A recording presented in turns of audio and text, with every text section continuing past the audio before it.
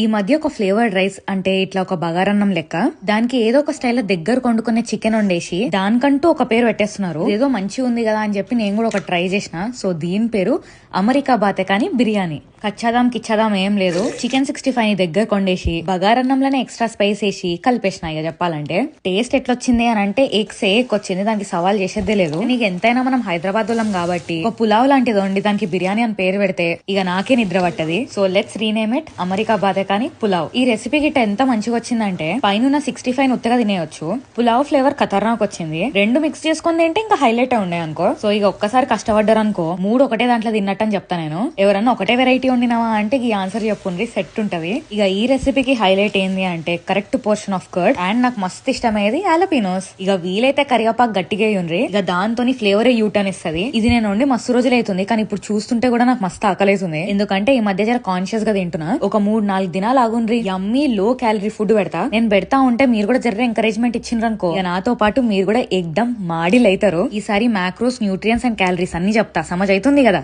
సరే మరి ఉంటాం అలా.